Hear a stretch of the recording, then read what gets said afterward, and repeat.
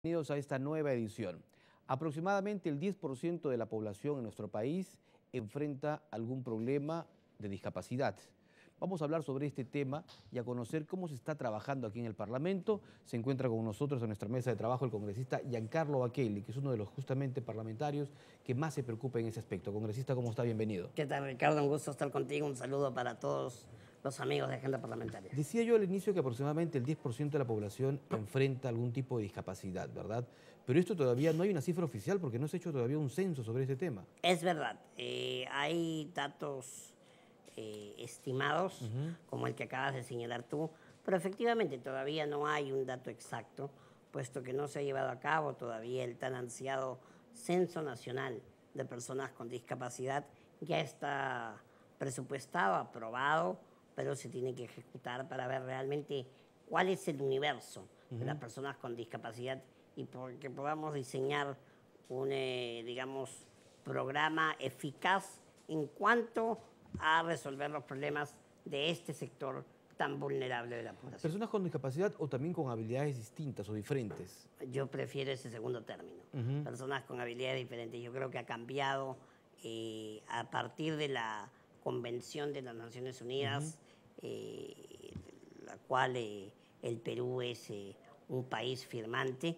Creo que a partir de ahí ha cambiado el concepto de la discapacidad, no solo en nuestro país, sino en el mundo. Yo creo que ya hoy no se habla de la discapacidad como un tema de caridad, como un tema de lástima, sino más bien como un tema de oportunidades, de derechos, y yo creo que a partir de ahí tenemos que enfocar ahora el tema de las limitaciones. El tema materia de hoy coincide además, congresista, con el debate que se está haciendo aquí en el Congreso sobre la nueva ley de personas con discapacidad. Usted ha aportado un importante artículo, que es el 59, entiendo, para que las personas con discapacidad puedan recibir pensión no contributiva, ¿verdad? Correcto. Nosotros estamos justamente en el debate en la Comisión de Inclusión Social y Personas con Discapacidad.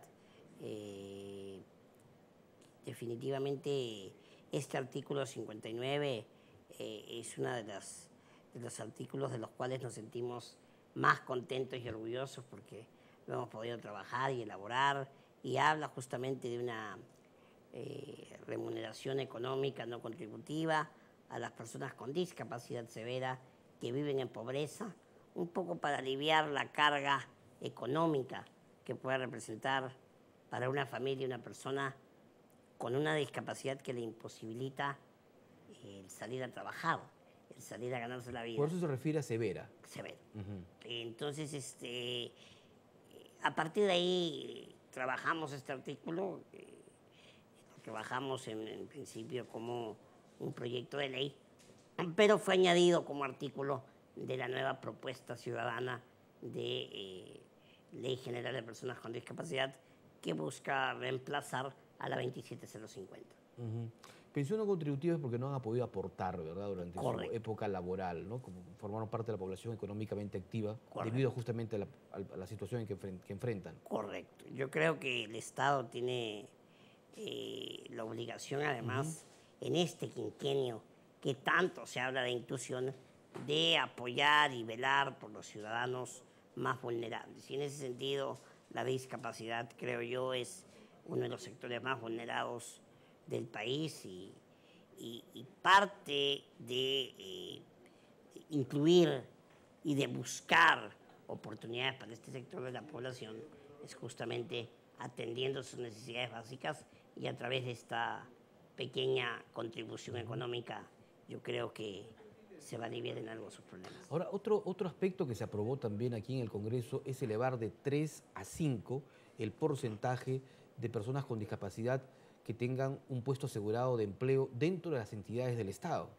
Sí, yo creo que ese es otro de los artículos que se está dirimiendo, se está planteando, aunque ahí yo creo que tenemos que ser definitivamente más enérgicos, haciendo cumplir la cuota existente del 3%. Que no se da en muchos sitios. Que no se da en gran parte de las empresas.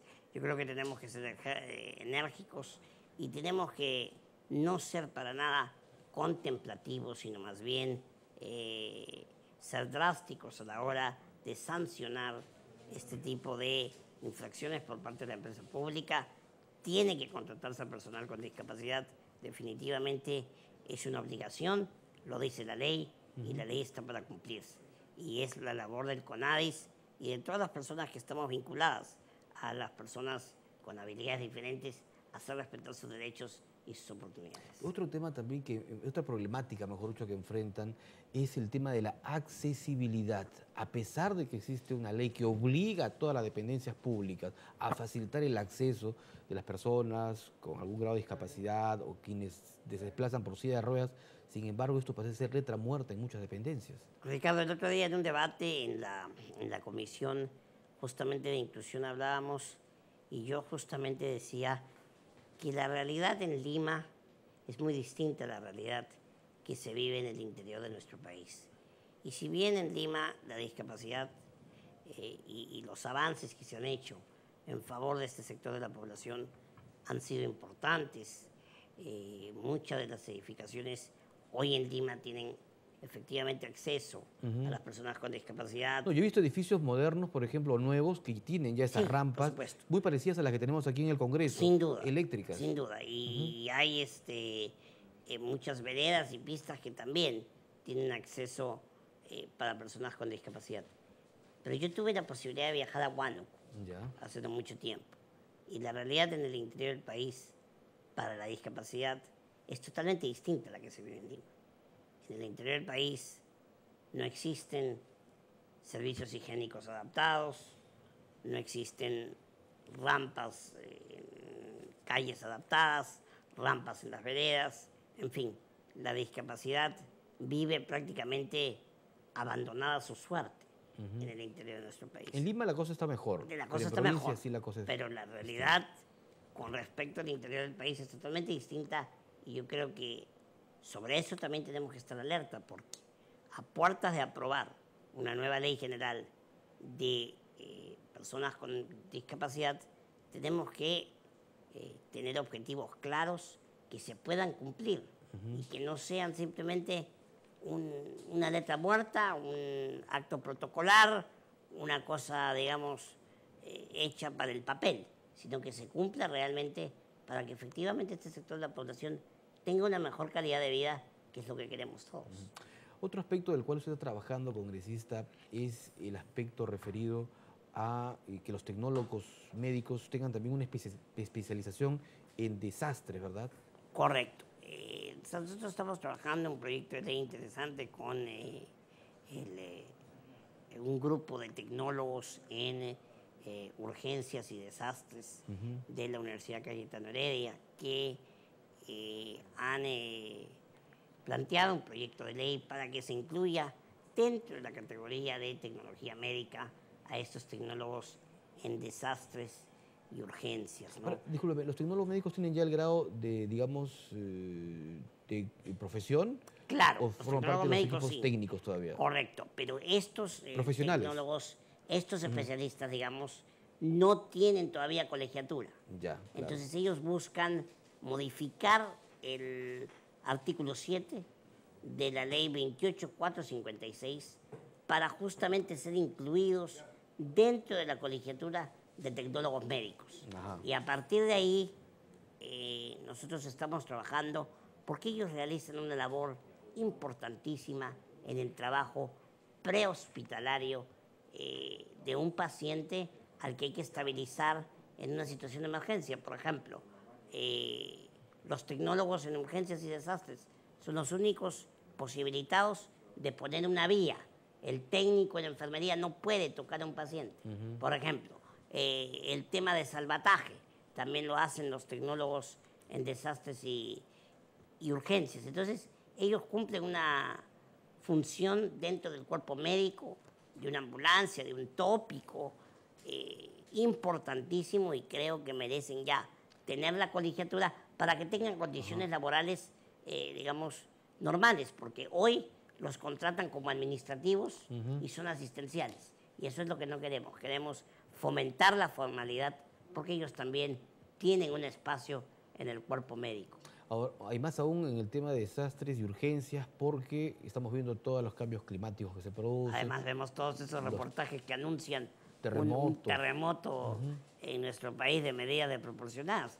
Lo vemos casi todos los días en todos los canales. Entonces tenemos que tener a la gente que esté efectivamente preparada académicamente para asumir el reto cuando Dios no quiera se dé en nuestro país.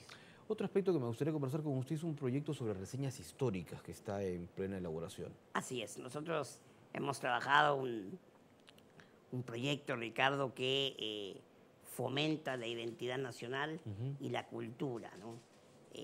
Ya fue aprobado también por la Comisión de Cultura, esperamos que ingrese a la agenda del Pleno en muy poco tiempo. Y tiene que ver con que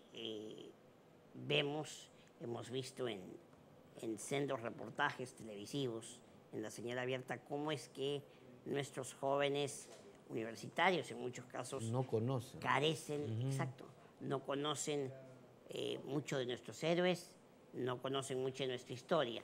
Para ello hemos creado una idea, digamos, bastante didáctica y divertida, para que la juventud aprenda, para que los turistas también se lleven una mejor imagen de nuestro país, creando en cada calle, en cada jirón, en cada avenida, que lleve el nombre de una personalidad ilustre, una plaquita con una reseña sobre quién fue esta persona.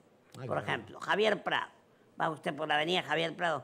¿Quién fue Javier Prado? Nos preguntamos todos. Todos conocen la avenida, pero no al personaje. Exacto.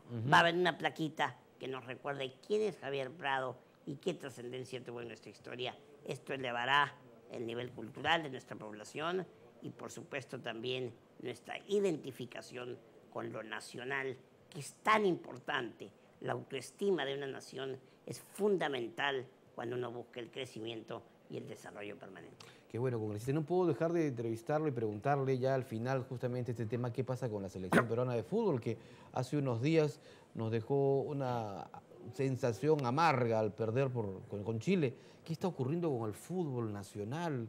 Que además va de tumbo en tumbo con los equipos que no tienen dinero, que no le pagan a los jugadores. Lo de la última presentación peruana es preocupante, ¿no? Yo creo que me atrevería a decir que el último partido frente a Chile ha sido el peor partido que le hemos visto a Perú en la era de Sergio Marcarián como director técnico.